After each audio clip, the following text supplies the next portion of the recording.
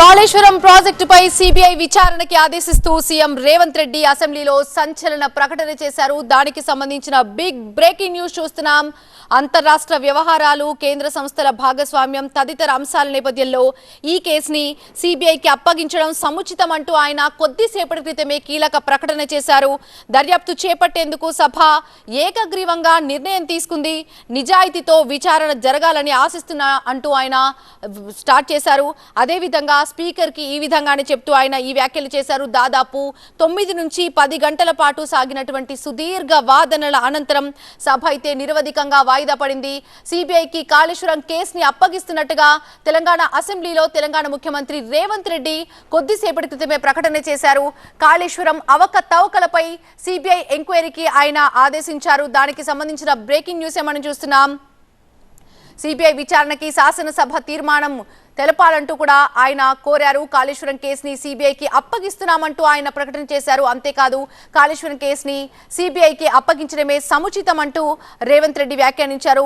Central bureau of investigation కి ఈ కేసుని విచారణకి ఆదేశిస్తున్నట్టుగా సభలో సీఎం రేవంత్ రెడ్డి ప్రకటన చేశారు.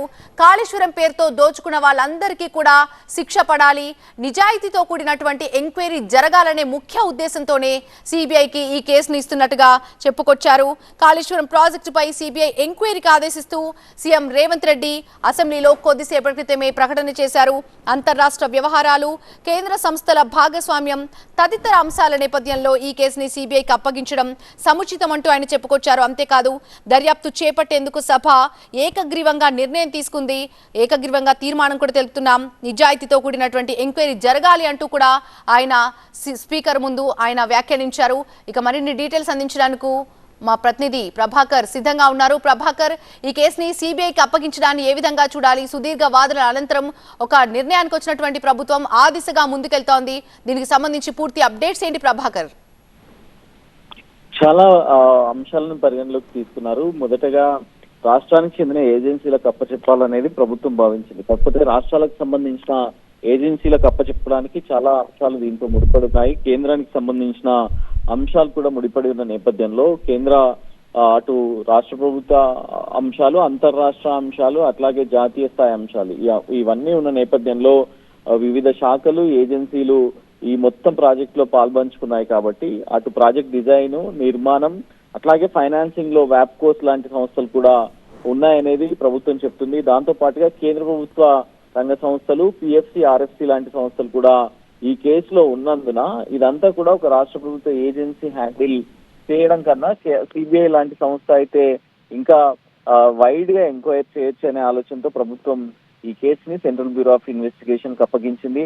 సో దీంతో పాటుగా పూర్తి స్థాయిలో విచారణ చేయాలి. ఇప్పుడు ఘోష్ కమిషన్ ఏదైతే 665 పేజీల నివేదికను ఇచ్చి అది అసెంబ్లీలో పెట్టారో, సో ఇవన్నింటినీ ప్రతి అంశం మీద విచారణ చేయాలంటే సిబిఐ విచారణ కరెక్ట్ అనేది రాష్ట్ర ప్రభుత్వం భావించింది. మొదటి నుంచి కూడా అటు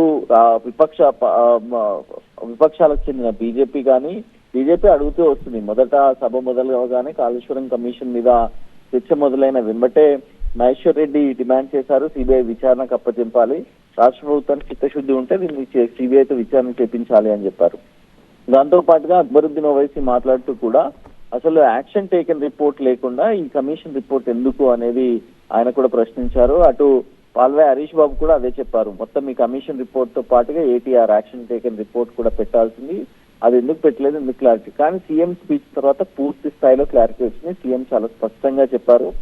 ఈ అంశం అంటే మొత్తం తెలంగాణ 4 కోట్ల ప్రజలకు ముడిపడి ఉన్న అంశం కాబట్టి దీంట్లో ఎంత అవినీతి జరిగింది అనేది ఇప్పటి వరకు కమిషన్ రిపోర్ట్ లో తేలింది. కాబట్టి దానికి కారకులు ఎవరు అనేది కూడా కమిషన్ పేర్కొంది. కాబట్టి దీని మీద పూర్తి స్థాయి అసలు టిఆర్ఎస్ కూడా చెప్తుంది అసలు ఇక్కడ విచారణ అవినీతే జరగలేదని చెప్తున్నారు. కాబట్టి సో వాళ్ళే ప్రూవ్ చేసుకుంటే బాగుంటుంది అనేది కూడా సీఎం చెప్పారు. ఏ విచారణ కావాలో కూడా వాళ్ళకే వదిలేశారు. మొదట మీరే చెప్పండి ఏ విచారణ కావాలి, మీకు ఏసీబీ కావాలా, ఈడీ కావాలా, సిబిఐ కావాలంటూ కూడా సీఎం వ్యాఖ్యలు చేశారు. సో మొత్తం మీదుగా అయితే సీఎం ఇప్పుడు సిబిఐ విచారణకు అప్పచెప్పడం అయితే సంచలనంగానే మారింది.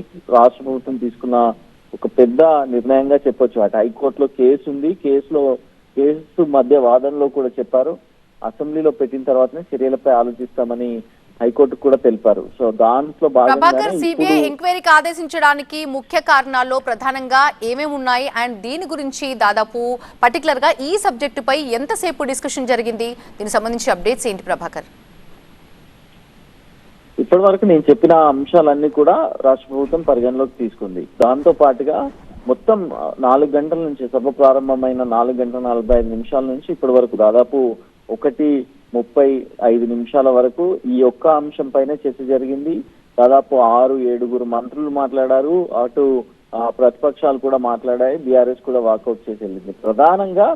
ప్రధానమైన కారణం సిబిఐకి ఇవ్వడానికి చాలా అంశాలు దీంట్లో ఉన్నాయి. ఇంతకుముందు మనం చెప్పుకున్నట్లుగా కాళేశ్వరం ప్రాజెక్ట్ అనేది కేవలం రాష్ట్ర ప్రభుత్వం ఒక్కటే ఇన్వాల్వ్ అయ్యి లేదు కాబట్టి వ్యాప్కోస్ లాంటి ఫైనాన్స్ చేసిన సంస్థలు కానీ మిగతా పిఎఫ్సీలు ఆర్ఎఫ్సీలు అన్ని ఇన్వాల్వ్ అయి ఉన్నాయి కాబట్టి సో వాటన్నింటినీ ఎంక్వైరీ చేయాలి అంటే ఒక కేంద్ర ప్రభుత్వ రంగ విచారణ సంస్థ కావాలి అనేది ప్రభుత్వం భావించింది. సో దాంట్లో భాగంగానే సిబిఐకి అప్పచెప్పింది.